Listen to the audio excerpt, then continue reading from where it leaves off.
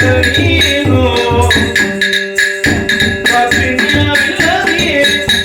ಎಂಬ ಭಕ್ತಿ ಸುವಳು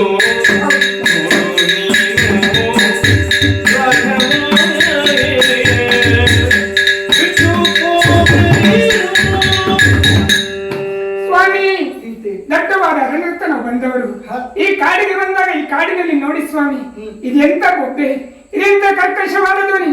ಈ ಆರ್ಭಟ ಕೇಳಿದಾಗ ಯಾರಿಗಾದ್ರೂ ಭಯ ಆಗಲೇಬೇಕು ತಾನೇ. ಹಾಗಾಗಿ ಯಾರದ್ದು ಯಾರದ್ದು ಎನ್ನುವುದಾಗಿ ಭಾವಿಸಿ ಕೇಳಿದಾಗ ಬೇರೆ ಯಾರದ್ದಲ್ಲ, ಘೋರ ರಕ್ಕಸಿಯಲ್ಲಿ ಇರಬೇಕು. ನಿಮ್ಮ ತಮ್ಮನಾದ ಲಕ್ಷ್ಮಣನು ಕಾಣುತ್ತಿಲ್ಲ.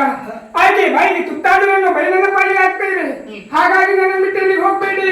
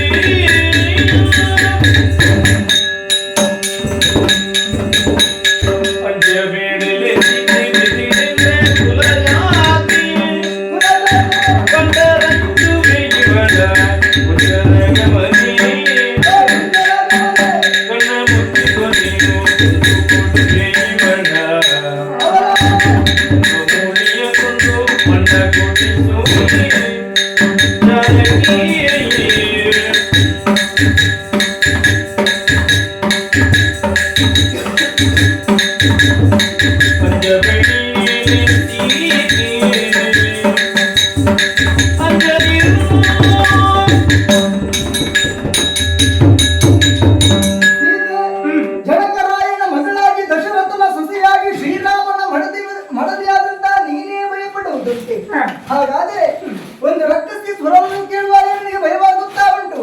ಪರೀಕ್ಷಣ ನೀನು ಕಣ್ಣನ್ನು ಮುಚ್ಚಿಕೋ. ನೀನು ಕಣ್ಣು ಮುಚ್ಚಿ ತೆರೆದರಷ್ಟರಲ್ಲಿ ಆ ರಕ್ಕಸಿಯನ್ನು ವಹಿಸಿ ಶೀಘ್ರವಾಗಿ ಬರುತ್ತೆ. ಜಯ ಜಯ ಜಗದಂಬಾ ಜನನಿ ಜಯ